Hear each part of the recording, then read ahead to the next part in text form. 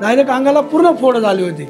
तर डॉक्टरने तिला परत केलं की जा बाई म्हणे घरी। तिने एक नाक घसणी केली तर ती बाईचे पूर्ण फोड अंगाचे सावून गेले।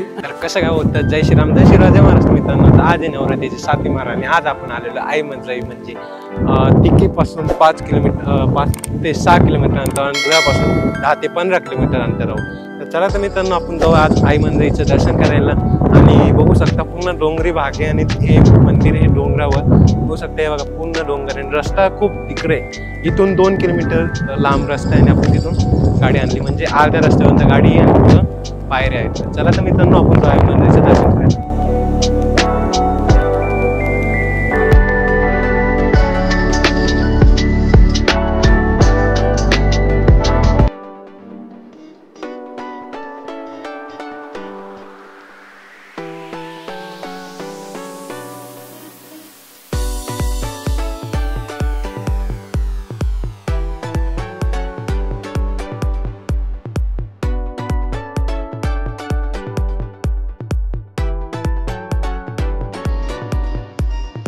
मित्रांनो गाडीचा अर्ध्या रस्त्यामध्ये गाडी बघू शकता तुम्ही इथं लावली आणि मागं रस्ता अर्ध्या रोडला बंद होऊन गेलाय। आता इथून आपल्याला पायऱ्या चढून जायला लागेल, लगभग 300 पायऱ्या।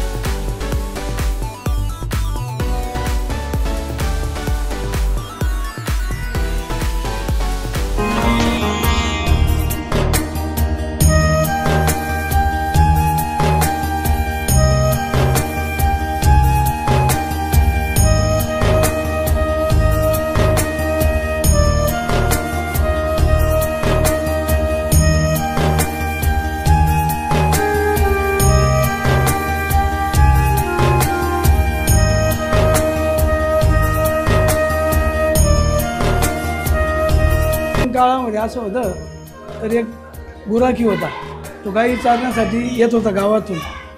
तर इथं होळी पेटवायचा, तो होळी पेटायची, त्याची होळी पेटायची, सर्व खेड्यामध्ये होळी पेटायची इथं। पण त्यानंतर आम्ही मग भक्ती करायला लागलो, यायला लागलो, एक एक आमचं मंडळ जमा झालं देवीचं। त्यानंतर बरंचसं आज मला 26-27 वर्ष मला होत आहे, त्यानंतर आमच्या भक्तगणांना बाकीच्यांना 20-20 वर्ष झाले। असं बरंचसं एक एक छोटं मंदिर होतं ते। छोट्यावर माझी पायतोऱ्या सुरू केल्या, पायतोऱ्या सुरू केल्यानंतर मग मूर्ती स्थापना केली। बरंचसं चालूच आहे त्याच्यात काम, काही ना काही कोणी देत राहतं देणगी। सगळे ग्रामस्थांची देणगी, आजूबाजू एवढे खेडे आणि ती कुलदेवी जी आहे ना वारुळे कुळाची म्हैस गावाची जागृत दळवते हे। आता परवाच्या दिवशी एक नवस आला होता, एका बाईला डायरेक्ट अंगाला पूर्ण फोड झाले होते। तर डॉक्टरने तिला परत केलं की जा बाई म्हणे घरी। तिने एक नाक घसणी केली तर ती बाईचे पूर्ण फोड अंगाचे सावून गेले आणि तिने गुडघ्यावर चालत चालत वरपर्यंत आली। ती त्यांची मानता होती, कोणाला मूलबाळ होत नाही, कोणाला काही होत नाही, सगळं काही म्हणजे असं निवारण करते ती, सुख शांती देते सगळ्यांना। कारण बाशी पोळ्याला यात्रा भरती तेव्हा काठी येते, फार जत्रा जोरात भरते। आता यंद्रूनवर जाऊ म्हणजे ती 4-1 किलोमीटर जरा यंद्रून मंजराई देवी तालुका जिल्हा धुळे।